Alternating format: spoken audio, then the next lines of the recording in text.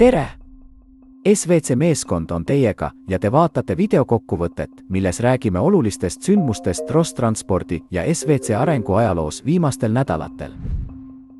Tänases saates uus aadressiprojekt Nepalis.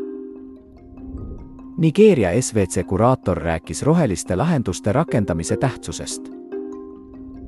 Anatoli Junitski pöördumine SkyWorld Community osalejate ja partnerite poole. Ärme raiska aega ja läheme kohe esimese sündmuse juurde. Rostransport on ametlikult Nepali jõudnud.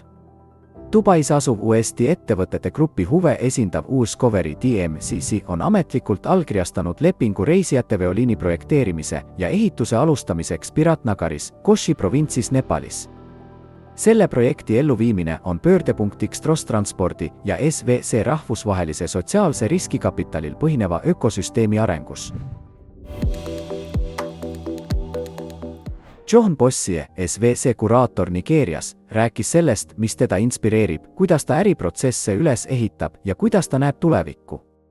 Oma intervjuus soovitab John, et me peaksime ühiselt toetama rohelist tehnoloogiat. Ta usub, et säästvad transporditehnoloogiad, nagu UST, saavad domineerivaks jõuks globaalsel liikuvusturul ja et Uterra Biohumus võtab juhtrolli väetiste turul. 16. aprillil toimus esimene ühine rahvusvaheline konverents, mis tõi kokku korraga 3 partnerettevõtet: SkyWorld Community sotsiaalne riskikapitalil põhinev ökosüsteem, UST inseneriettevõte ja valdusettevõte Global Transport Investment Incorporated. 3 ettevõtte esindajad kogunesid eetrisse, et jagada uudiseid, samuti arenguplaane ja partneritele avatud võimalusi. Kõne valmistas ette ka Anatoli Eduardovitš Junitski. Oma kõnes märkis ta Rostranspordi erilist tähtsust ning tänas investoreid ja partnereid inspiratsiooni, uute kõrguste poole püüdlemise ja tehnoloogiasse usu eest. Need olid tänased peamised uudised.